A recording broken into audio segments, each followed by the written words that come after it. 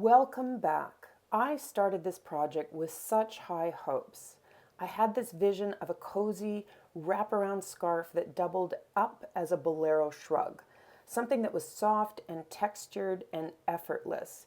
And I chose this beautiful buttery soft yarn and paired it with a dot stitch that I absolutely fell in love with. On the needles, it looked perfect, the fabric was gorgeous, the textured pop, and everything felt right. And then I tried it on.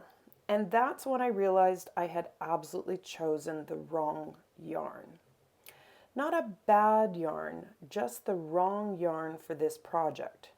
Because while the softness on this was amazing, the drape was completely intense. The whole piece just melted on my body. And instead of holding its shape like a shrug, it slouched and it slid and it refused to stay in place no matter how I adjusted it. Gravity always won, even if I pinned it. And honestly, this is one of those moments that really reminds me why yarn choice can completely make or break a project. Because I wanted structure and I got flow. So I wanted something that would hug my shoulders, and instead I made something that wanted to become a blanket. At first, I did try and convince myself it was fine. I hoped the rib cuffs would anchor everything and give it that Bolero feel, but even then the fabric was just way too drapey.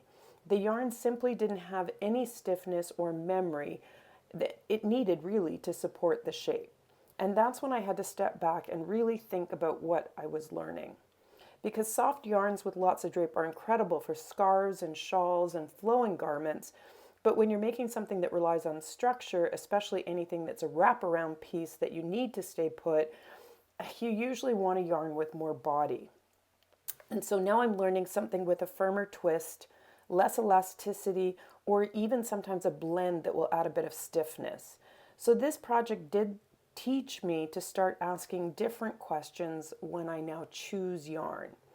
So not just is it soft, will I like it with the stitch I'm thinking of, but will it hold its shape and will it bounce back and will it support the overall design? And once I accepted that this wasn't going to be the shrug I imagined, I made a creative pivot. I frogged out the ribbed cuffs, and instead of fighting the drape, I leaned into it and turned the whole thing into a scarf, and suddenly everything, no surprise, made sense.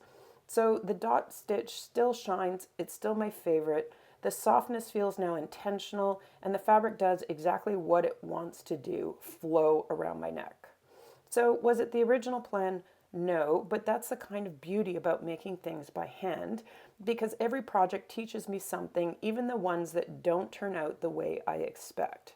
And this one taught me that yarn isn't just about color and texture, it has to be about structure and its behavior, and that's going to be half of the design.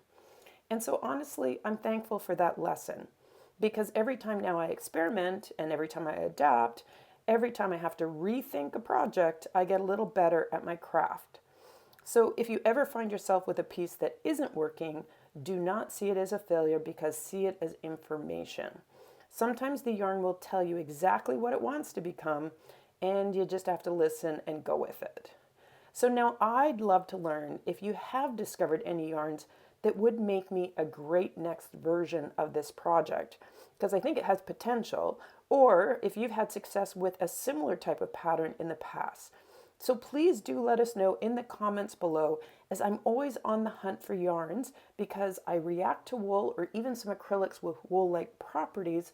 So I'd love to hear from you if you found a stiffer yarn that you think might make this project a winner if I try it again.